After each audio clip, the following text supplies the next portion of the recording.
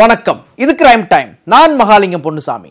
விசாரணைக்காக வரவழைக்கப்பட்ட இருவரை போலீசார் சரமாரியாக தாக்கியதாக காவல் நிலையத்தை அவரது உறவினர்கள் முற்றுகையிட்டதால் சென்னையை அடுத்த திருவேற்காட்டில் பரபரப்பு ஏற்பட்டது. கெட்ட செய்திகளில் சிக்கி சென்னை காவல்துறை தொடர்ந்து தவித்து வருகிறது. போலீசார் மீது தொடர் குற்றச்சாட்டுகள் குவிய என்ன காரணம்?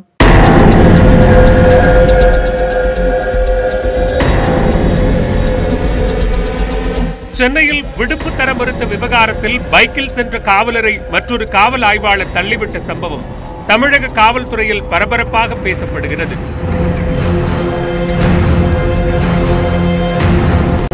ஆய்வாளர் பணியிடை நீக்கம் செய்யப்பட்டாலும் அவர் மீதான வெறுப்பு குறையவில்லை.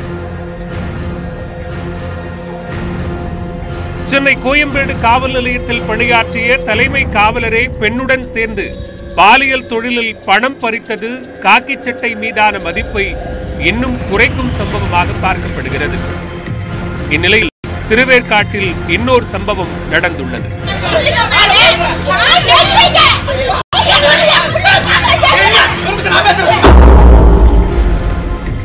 விசாரணைக்காக அழைத்து வரப்பட்ட இளைஞர்களை துணை ஆய்வாளர் தாக்கியதாக அவர்களது உறவினர்கள் காவல் நிலையத்தை முற்றுகையிட்டு போராட்டம் நடத்தினர்.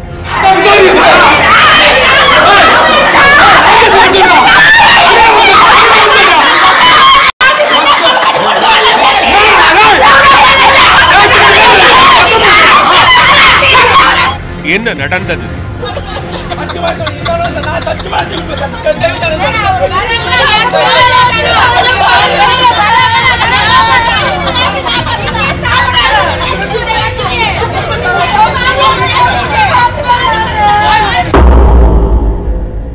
திருவேற்காடு கோலடி அன்பு நகரில் உள்ள வாடகை வீட்டில் வசித்து வரும் ராஜ்குமார் ஜோஸ்பின் தம்பதிக்கும் கீழ் வீட்டில் வசிக்கும் சரளா ஜோஸ்பின் ஆகியோருக்கும் இடையில் அடிக்கடி தகராறு ஏற்பட்டுள்ளது.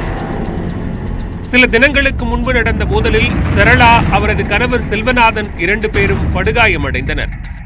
இதையடுத்து சம்பவ இடத்திற்கு வந்த போலீசார் ஜோஸ்பின் கணவர் ராஜ்குமார் மற்றும் அவரது தம்பி ராஜேஷ் இருவரையும் விசாரணைக்கு அழைத்துச் சென்றுள்ளனர்.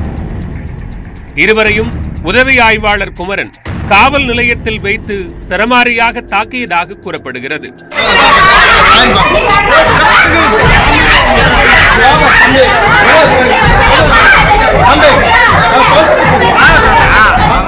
இந்த தகவல் அறிந்ததும் சம்பவ இடத்திற்கு ராஜ்குமார் ராஜேஷின் உறவினர்கள் 100க்கும் மேற்பட்டோர் திருவேற்காடு போலீஸ் நிலையம் அருகே திரண்டு அங்கிருந்த போலீசாரிடம் வாக்குவாதத்தில் ஈடுபட்டனர்.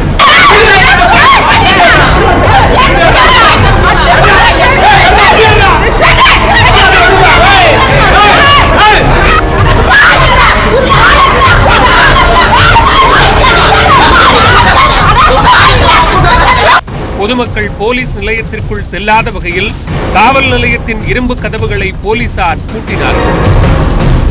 போலீசாரை கண்டித்து முழக்கங்கள் எழுப்பப்பட்டதால் அங்கு பெரும் பரபரப்பு ஏற்பட்டது.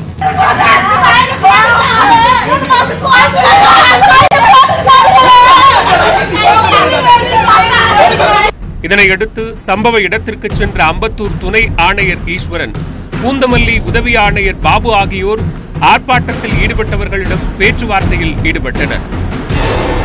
ஆனால் தாக்குதல் நடத்திய சப் இன்ஸ்பெக்டர் மீது நடவடிக்கைகள் எடுத்து அவரை பணியிட மாற்றம் செய்ய வேண்டும் என்ற கோரிக்கை முன்வைக்கப்பட்டது.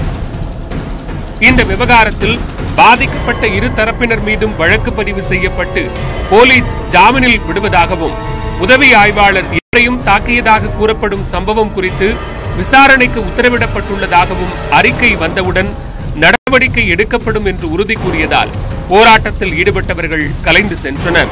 ஆனா பிள்ளைங்க தப்பு செய்யறாங்கன்னு சொல்லிட்டு போலீஸ்கார் ரிப்போர்ட் பண்ணி கூப்பிட்டுருக்காங்கய்யா. கூப்பிட்ட போது அவங்க 2 பேருமே போலீஸ் ஸ்டேஷனுக்கு நேரம் அவங்களே பைக் எடுத்துன்னு வந்திருக்காங்கய்யா. வந்து வாசல்படியில் நுழைஞ்ச உடனே பெரிய பைப்பு வச்சுன்னு ஓங்கி அடிச்சிருக்காங்கய்யா. ஏங்க அடிக்கிறீங்கன்னு சொல்லி கேட்டிருக்காங்க. அப்புறம் கடகன்னு துணிங்களெல்லாம் கீழ்ச்சி அவுத்து எல்லாத்தையும் கம்ப்ளீட்டாக கட்டி ஜட்டியோடு போட்டு செம்மடி அடிச்சிருக்காங்கய்யா. கேட்கறதுக்கு யாருமே ஆள் இல்லை. கேட்டாலும் சரியான பதில் கிடைக்கலையா. என்னங்கய்யா இதுக்கு சரியான பதில் நீங்கள் தான் சொல்லணும். பிள்ளைங்களை காட்டணும்னாலும் காட்ட மாட்டாங்க. போய் பிள்ளைங்களை போய் பார்க்கணும்லாம் இல்லை, நீங்கள் பார்க்கக்கூடாது, நாங்கள் காட்டுற வேலை தான் காட்டுவோம், இப்போ நாங்கள் காட்ட மாட்டோம் அப்படின்னு சொல்கிறாங்க. சரியான முறையில் விசாரிக்கணும். விசாரித்து யார் பேர்ல தப்பு இருக்குது அப்படின்னு சொல்லி கேட்டு அவங்களுக்கு சரியான நடவடிக்கை எடுக்கணையா? யாரா இருந்தாலும் பரவாயில்லையா? யாருமே இல்லாத ஒரு வார்த்தை கூட கேட்காம வந்தவனே மாடு அடிக்கிற மாதிரி அடிச்சா என்னையா நீங்க அரசாங்கம்? இது என்னையா அது போலீஸ் அதிகாரியுடைய அராஜகம்? தண்ணி ஊத்துறதுக்காக ஒரே பிரச்சனை பண்ணிக்கிறாங்க சார். மாடியிலுக்கு இருக்கிறவங்க அதுக்கு வந்து மறுமுறை சண்டை போட்டுக்கிறான். மறுமுறை சண்டை போட குச்சி தள்ளுக்கிறான். அந்த ஆளு கீழே ஊந்துக்கிறான். ஊந்து அந்த சாக்கு வச்சு வந்து கேஸை எடுக்கல. அந்த எஸ்ஐ எடுக்கவே இல்லையா சார்? நான் எங்க இடத்துல சொல்லி சொல்லி அடிக்கிறேன் சார். அவன் சொல்லி அடிக்கிறேன் சார். என் புள்ளைய தெரியுமா? என் புள்ள எப்படி கஷ்டப்பட்டு வளர்த்த சார். ரெண்டு புள்ளைய சொல்லி அடிக்கிறேன் சார். எங்க எஸ்ஐ எந்த இடத்துல இருக்க கூடாது சார். அவன் இல்ல நான் இந்த இடத்துல நானும் எரிவு சார். அவன் காலு கையெல்லாம் வீங்க போய்க்கிறேன் சார். நடக்க முடியும் ஜெட்டியோட வந்தா சார். என் புள்ளைய எப்படி வளர்த்த தெரியுமா சார்? என் புள்ளைய ரெண்டு பேருக்குமே மூஞ்செல்லாம் வீங்கி இருக்கு. மூஞ்சி இவ்வளோ தூரத்துக்கு வீங்கி இருக்கு. நடக்க முடியல அவங்களால. கால் ஃபுல்லாக வீங்கி இருக்கு. அவரும் சரி, மூத்தாருக்கும் சரி கால் வீங்கி இருக்குது. மூஞ்செல்லாம் வீங்கி இருக்கு. எழுந்தே நடந்து வர முடியல அவங்களால. ஒரு மாட்டை அடிக்கிற மாதிரி பெரம்பு இவ்வளோ பெரிய லட்டி பழுப்பு இருக்கு உள்ள. அந்த பழுப்புல அடிச்சிருக்காங்க. அந்த பழுப்புல அந்த லாடு மாதிரி வச்சிருக்காங்க பெருசா. அதில் அடிச்சிருக்காங்க. ஒரு மாட்டோட மோசமா எப்படி அடிக்க முடியுமோ அந்த அளவுக்கு அடிச்சிருக்காங்க. திருவேற்காடு ஸ்டேஷன்ல அவர் மேல நல்ல நடவடிக்கை எடுக்கணும். இதுக்கப்புறம் அவர் இங்கேருந்து இப்போ நடவடிக்கை எடுக்கணும். இங்கேருந்து வேற ஸ்டேஷனை மாற்றி போட்டுறாங்க. அது கிடையாது நடவடிக்கை. அவங்கள எதனா சஸ்பென்ஸ் பண்ண அவங்கள இதோட இது நல்ல ஒரு இது கொடுத்து அவர் இதுக்கப்புறம் இந்த மாதிரி பண்ணவே கூடாது. திருவேற்காடு காவல் நிலையத்தில் பணியாற்றும் காவலர்கள் தொடர்ந்து சர்ச்சையில் சிக்குவதால் இந்த காவல் நிலையத்தை உயரதிகாரிகள் முறையாக கண்காணிக்க வேண்டும் என்ற கோரிக்கை எழுந்துள்ளது. பண்ண முடியும். இவங்க பிராத்தல் கேஸ். நான் என்ன பிராத்தல பண்றேன்? டிமாண்ட் ரிமாண்ட் பண்றேன். நான் என்ன பிராத்தல பண்றேன்?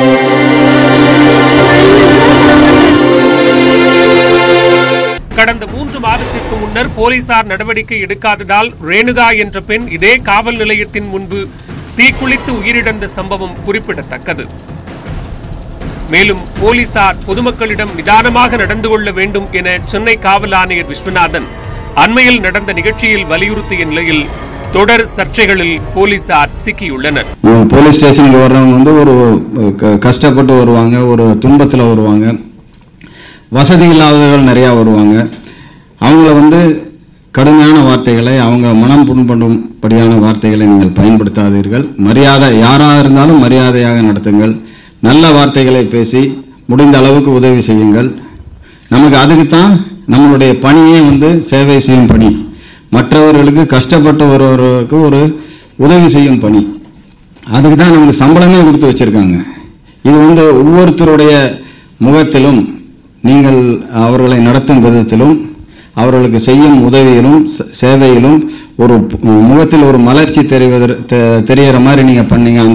அந்த ஒரு சிரிப்புக்கு கஷ்டத்தில் வர்றாங்க, ஒரு சிரிப்போட கஷ்டத்தை நிவர்த்தி செஞ்சுட்டு போறாங்க, இல்லை ஒரு நம்பிக்கையோட போறாங்கன்னா அந்த சிரிப்புக்கு விலை கிடையாது. உங்க மனசு ஒரு கஷ்டப்படுற ஒருத்தர் முகத்தில் மலர்ச்சியை உருவாக்குற உங்களுடைய செயல், அதுக்கு விலை கிடையாது. அதை நல்லபடியா பயன்படுத்திங்க. கால நேரமற்ற வேலை, கடுமையான பணி பலு, வீட்டு பிரச்சனைகளை தீர்க்க முடியாமை என போலீசார் எதிர்கொள்ளும் நெருக்கடிகளை சரி செய்ய உரிய நடவடிக்கை எடுப்பது மட்டுமே பிரச்சனைகளுக்கு தீர்வு.